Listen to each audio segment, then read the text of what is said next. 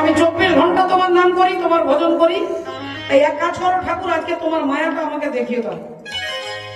তোমার মায়া আজকে আমাকে দেখিয়ে দাও। ভগবান উনি নারদ মুনির দিকে তাকিয়ে হেসে বলে উঠলেন, তুমি আমার মায়া দেখবে? ঠিক আছে, অন্য একদিন তোমাকে মায়া দেখাবো, আজকে আমার হাতে সময় নেই। আজকে এখন আমি বেরিয়েছি, একটু একটু ভ্রমণে যাবো, একটু ঘুরতে যাবো আর কি। তা অন্য কোনোদিন তুমি এসো, তোমাকে আমার মায়া দেখিয়ে দেবো। নারদ মুনি বললেন, তবে আমিও তোমার সঙ্গে যাব, আমিও তোমার সঙ্গে যাব, আমিও তোমার সঙ্গে যাব। তবে আমিও তোমার সঙ্গে যাব। ওগো তোমার শোনে আমি ভ্রমণ করিব, আমিও তোমার সঙ্গে যাব, তোমার সঙ্গে আমি ভ্রমণ করিব, আমিও তোমার সঙ্গে যাব, আমি তোমার সাথে ভ্রমণ করিব, আমিও তোমার সঙ্গে যাব, তোমার সাথে ভ্রমণ করিব, আমিও তোমার সঙ্গে যাব, তোমার সাথে ভ্রমণ করিব, আমিও তোমার সঙ্গে যাব, তোমার সাথে ভ্রমণ করিব, আমিও তোমার সঙ্গে যাব, আমিও তোমার সঙ্গে যাব। চলো ঠিক আছে, চলো দুজনেই বেড়াতে যাই। এখন ভগবানের রথে চেপে নারদ মুনি ঘুরতে যাচ্ছে, রথ চলছে। চলতে চলতে একটা গ্রামের মধ্যে দাঁড়িয়ে গেছে। রথ থেকে নেমেই ভগবান ওই গাছের তলায় বসে বললেন, বাবা নারদ, একটু জল নিয়ে এসেছো তো? খুব গলাটা শুকিয়ে গেছে, একটু জল পান করো। নারদ মুনি বললেন, এই গেলাম আর এই এলাম, তোমাকে বেশিক্ষণ ওয়েট করতে হবে না, একটু দাঁড়াও। হাতে কমণ্ডল নিয়ে ছুটলেন গ্রামের ভেতরে। অপূর্ব সুন্দর দেখতে গ্রাম। গ্রামের মধ্যে একটা বড় কুয়ো আছে, আর কুয়োটা দেখে নারদ মুনি ছুটে যাচ্ছেন। দেখলেন কতগুলো যুবতী কন্যা তারা কুয়ো থেকে জল তুলছে।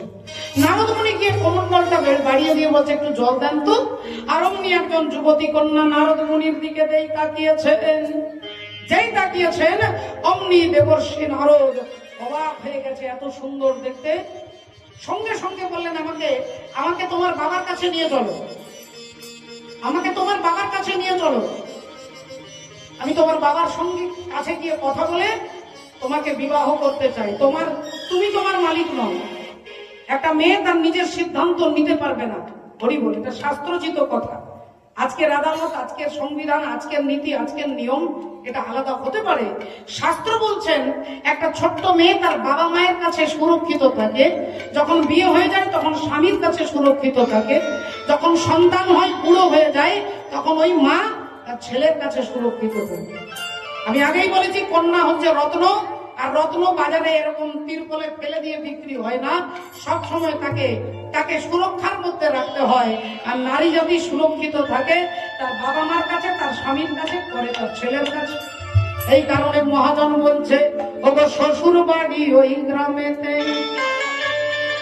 আর বাপের বাড়ি ওই, ও তবে তোমার বাড়ি কই গো নারী,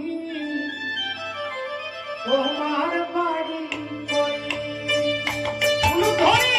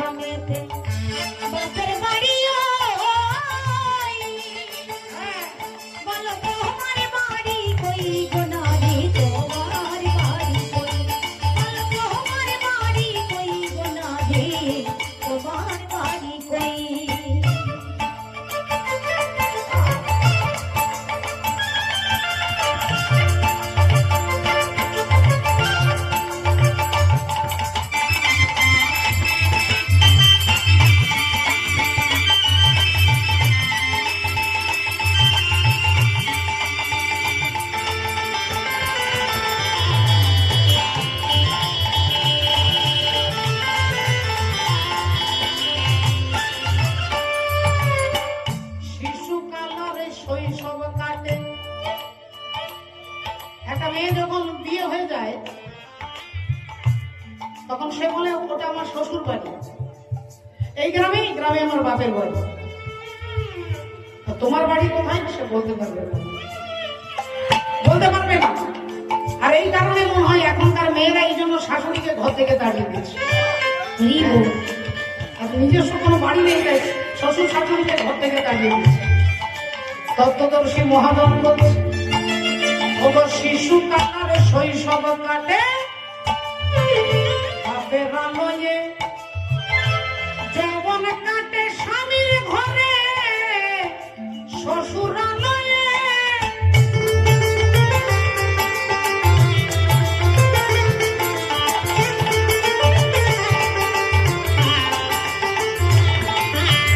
শিশুকালার শৈশব কাটে বাপের আলোয়ে, যৌবন কাটে স্বামীর ঘরে শ্বশুরালয়ে। এখনো পার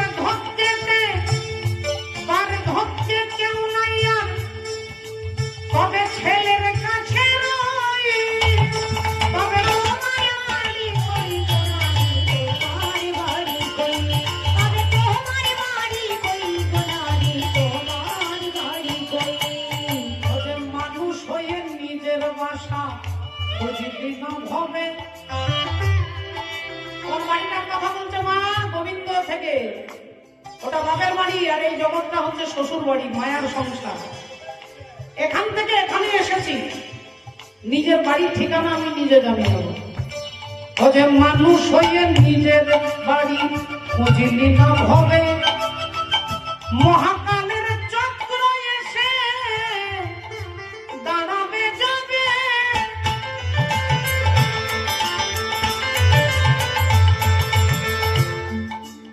সেদিন বুঝিবি রে মন, সেদিন বুঝিবি মনে এ জগতে কেউ নাই যেত, তবে তোমার বাড়ি কই গোনারি তোমার বাড়ি কই, তবে তোমার বাড়ি কই গোনারি তোমার বাড়ি কই। এই শ্বশুর বাড়ি ওই আমি কই, বাপের বাড়ি ওই, তবে তোমার বাড়ি কই গোনারি তোমার বাড়ি কই, তবে তোমার বাড়ি কই গোনারি তোমার বাড়ি কই, তবে তোমার বাড়ি কই গোনারি তোমার বাড়ি কই। দেবর্ষি নারদ সেই যুবতী কন্যার বাবার কাছে এসে বলছে, আপনার মেয়েকে আমি বিয়ে করতে চাই। রাজা বললেন, এ তো আমার 14 পুরুষের কপাল ভালো, আপনার সঙ্গে মেয়ের বিয়ে দেব। বিয়ে হয়ে গেল, 3 বছর পেরিয়ে গেল, একটা ছেলে হলো। 2 বছর পেরিয়ে গেল, একটা মেয়ে হলো। একটা ছেলে একটা মেয়ে, স্ত্রী দেবর্ষি নারদ। রাজা হয়ে গেলেন নারদ মুনি। অন্য রাজ্যের রাজা এসে এই রাজ্যটাকে আক্রমণ করবার জন্য যুদ্ধ ঘোষণা করে দিয়েছে। দেবর্ষি নারদ ভাবলেন, আমি তো কখনো যুদ্ধ করি না, তাহলে যুদ্ধ করবার আগেই আমরা পালিয়ে যাব, ফ্যামিলি নিয়ে পালিয়ে যাব। স্ত্রী পুত্র কন্যাকে নিয়ে নারদ মুনি রাজ্য ছেড়ে পালিয়ে যাচ্ছে। ঠিক গঙ্গার ঘাটে এসে একটা মাঝিকে বলছে, আমাদেরকে পার করে দাও। মাঝি নৌকোতে বসিয়েছে 4 জনকে, নৌকো চালিয়ে নিয়ে যাচ্ছে। মাঝ গঙ্গায় নৌকো টলমল করতে করতে সব জলের মধ্যে পড়ে গেছে। ছেলে পড়ে গেছে জলে, মেয়ে পড়ে গেছে জলে, স্ত্রী পড়ে গেছে জলে, নারদ মুনি পড়ে গেছে জলে। একবার ছেলেকে ধরছে, মেয়ে বলছে বাবা আমাকে বাঁচাও। যখন মেয়েকে ধরছে, স্ত্রী বলছে আমাকে বাঁচাও। কখনো স্ত্রীকে ধরছে, কখনো ছেলেকে ধরছে, কখনো মেয়েকে ধরছে। এই করতে করতে করতে সবাই জলের মধ্যে হরিবোল হয়ে গেছে। দেবর্ষি নারদ দুঃখে, হতাশায়, বেদনায়, ব্যথায় সাঁতার দিয়ে এপার থেকে ওপারে এসে সারা শরীর থেকে টপ টপ করে জল পড়ছে। 2 হাঁটুর মাঝখানে মাথাটা রেখে কখনো কপাল চাপড়াচ্ছে, কখনো বুক চাপড়াচ্ছে, কখনো চিৎকার করছে, আমার ছেলেকে কেড়ে নিলে। কখনো বলছে, ঠাকুর আমার মেয়েকে কেড়ে নিলে, আমার স্ত্রীকে তুমি কেড়ে নিয়েছো ঠাকুর। চিৎকার করে নারদ মুনি হা হুতাশ করে কাঁদছেন। আর অমনি ভগবান পিঠে হাত দিয়ে বললেন, নারদ আমার জল কোথায়? হরি বল। তোমাকে জল আনতে পাঠিয়েছিলাম, জল কোথায়?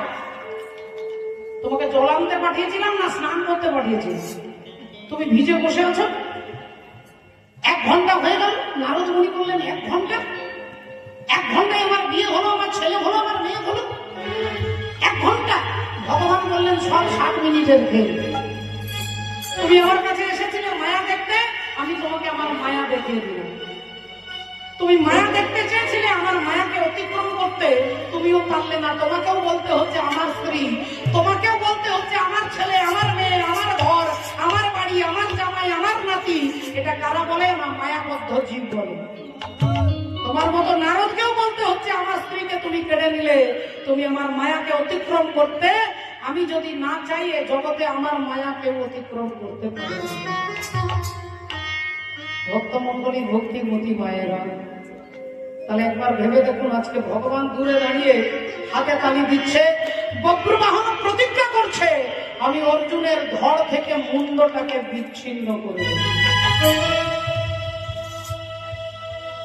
যেই কথা বলেছে, অর্জুন হাসতে হাসতে বলছে, কত হাতি গেল তল, আর মশা বলে কত জল। হ্যাঁ, কত বড় বড় রথী মহারথী, তাকে আমি মেরেছি, আর একটা 2 দিনের বাচ্চা ছেলে বলে কিনা আমার মুন্ড ছেদন করবে। তাহলে দেখি তোর কত ক্ষমতা, দেখি তোর কত ক্ষমতা। বক্রবাহন হাতে ধনুর্বাণ নিয়ে দাঁড়িয়েছেন, আর অর্জুনও ধনুর্বাণ নিয়ে দাঁড়িয়েছে। যেই অর্জুন একটা তীর ছুঁড়ে দিয়েছে,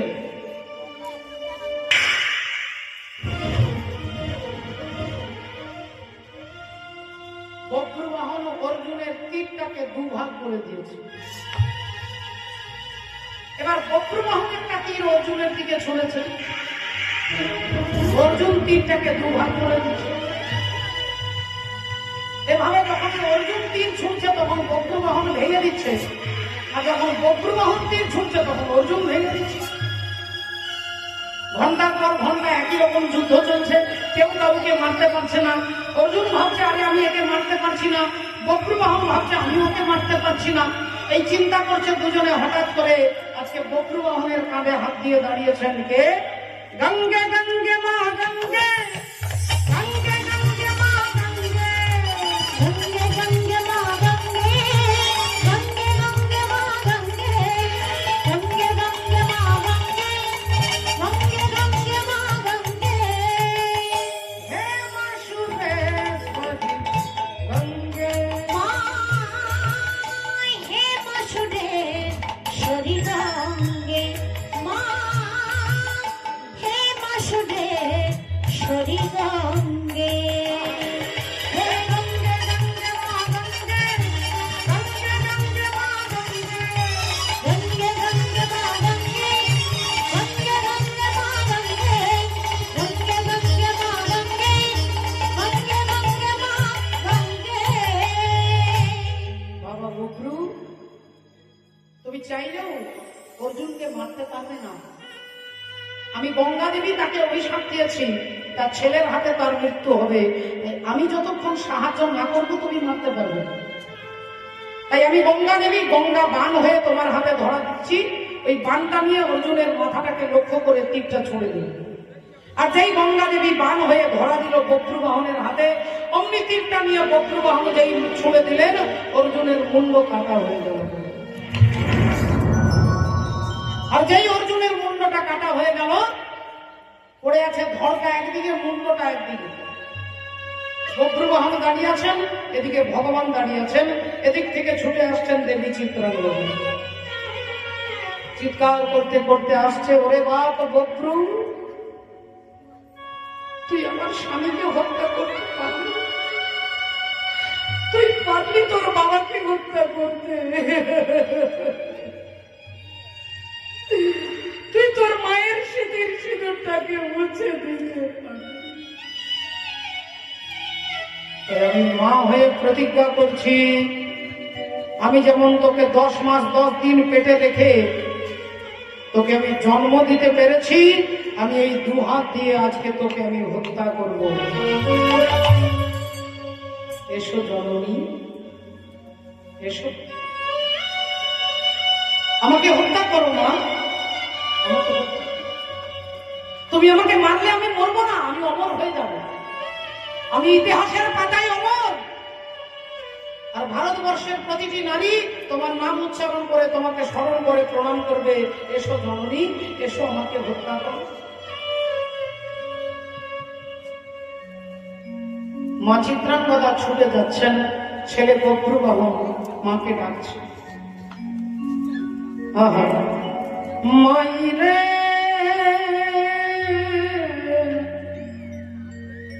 मायरे तुझे बिन मैं तो अधूरा, मायरे मायरे तुझे बिन मैं तो अधूरा, जीना जीना जीना रे उड़ा गुलाल, माई तेरी चुनरिया लहराए, जीना जीना जीना रे उड़ा गुलाल, माई तेरी चुनरिया, रंग तेरे प्रीत का, रंग तेरे गीत का, रंग तेरा जीत का कहलाए लाए ला, रंग तेरे प्रीत का, रंग तेरे मीत का, रंग तेरे जीत का कहलाए, जीना जीना रे उड़ा गुलाल, माई तेरी चुनरिया। মা এসো জননী, এসো আমাকে হত্যা করো মা, আমি তোমার হাতে মরলে আমার জীবন ধন্য হবে, এসো মা এসো। চিত্রাঙ্গদা দেবী তলোয়ার বার করে ছুটে যাচ্ছে তার পুত্রকে হত্যা করবার জন্য, আর আজকে মা আর ছেলের মাঝখানে এসে কে দাঁড়ালেন, যুগে যুগে তুমি এলে যে ধরাতে, যুগে যুগে তুমি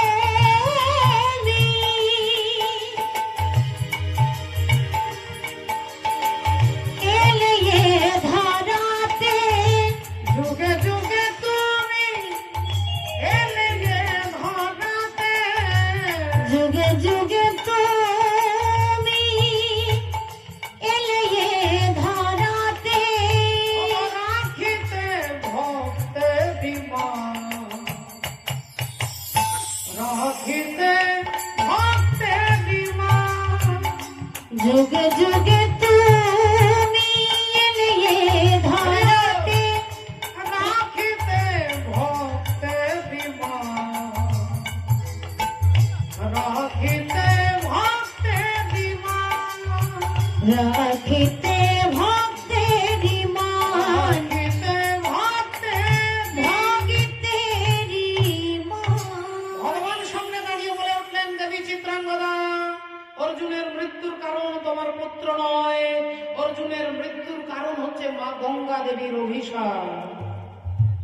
পতিত পাবনী গঙ্গা দেবী অভিশাপ দিয়েছিলেন অর্জুনকে, এই অর্জুন, তুমি আমার পুত্র ভীষ্মের এই অবস্থার কারণ হচ্ছে তুমি, একজন মায়ের কাছে ছেলের এই দুর্গতি তুমি করেছো, আমি অভিশাপ দিচ্ছি, একদিন তোমার মৃত্যু তোমার পুত্রের হাতে হবে,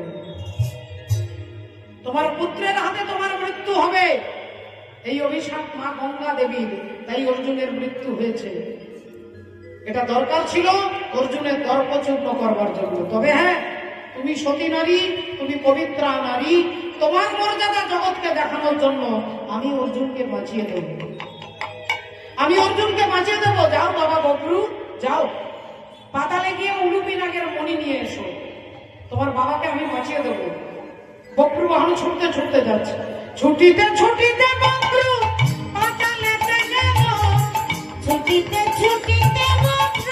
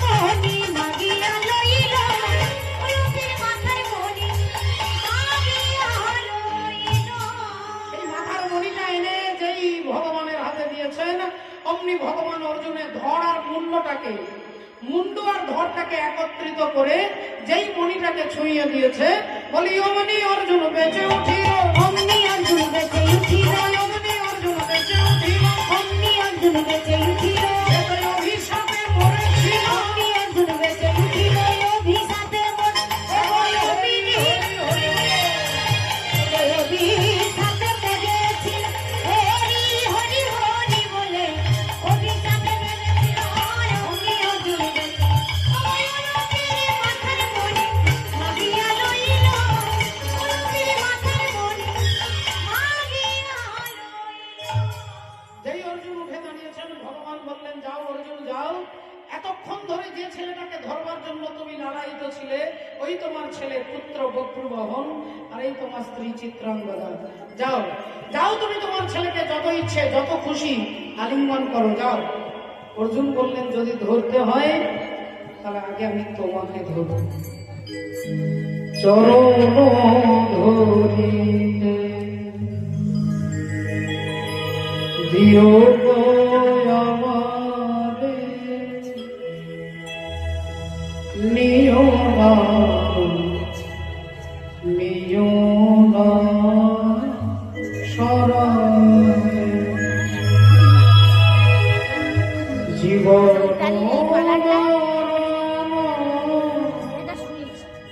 সুখ দুঃখ দিয়ে ওকে ধরিব জড়ায়ে, চরণ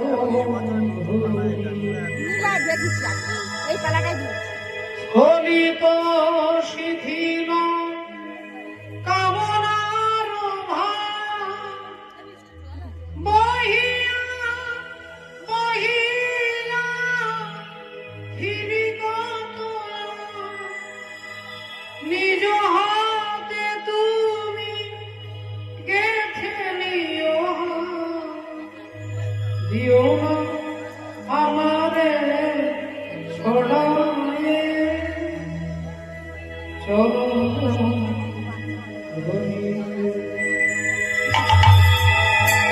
এই অর্জুন ভগবানকে জড়িয়ে ধরলেন, ভগবান অর্জুনকে জড়িয়ে ধরলেন। একবার আমরা সবাই মিলে হাত তুলে বলবো হরে কৃষ্ণ হরে কৃষ্ণ, হরে কৃষ্ণ কৃষ্ণ কৃষ্ণ কৃষ্ণ হরে হরে হরে হরে, হরে রাম হরে রাম, হরে রাম হরে রাম রাম হরে হরে। হরে হরে। ভক্ত